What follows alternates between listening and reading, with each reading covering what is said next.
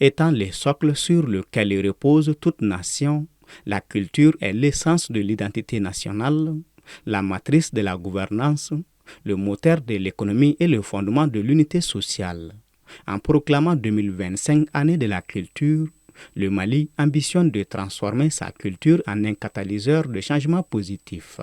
Cependant, la Fédération des traditionalistes sous l'appellation LADACORO estime que bâtir le Malikoura sur un socle culturel nécessite de ne plus chercher à définir sa culture selon le paradigme des autres. L'architecture du Malikoura, ce renouveau tant attendu, doit être fondé sur la culture. Il ne peut y avoir de nation forte sans une identité culturelle affirmée et assumée.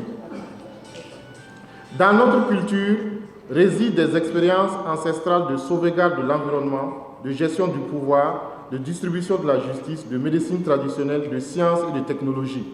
Ces savoirs transmis de génération en génération, synthèse de toutes les activités créatives d'un peuple, doivent conférer au développement tout son sens et toute sa finalité. Elle est la source vive qui nourrit notre présent et éclaire notre avenir. Vouloir être soi-même, ce n'est pas se fermer aux autres. Au contraire, une culture qui s'éteint appauvrit chaque individu qui la compose, selon l'universitaire Fodé Moussa Sidibé. C'est pourquoi, au dire de la fédération qu'il dirige, il faut défendre et valoriser l'identité culturelle qui repose sur 3 piliers. Le premier pilier de la culture est la langue.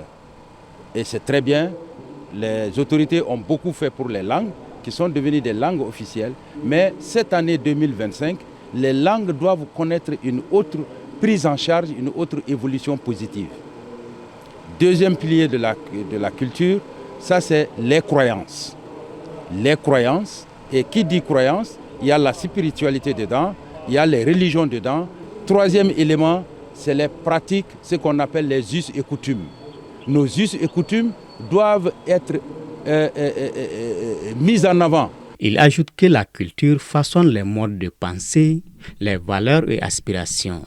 Mieux encore, elle est un outil de résilience face aux crises et un levier incontournable du développement durable.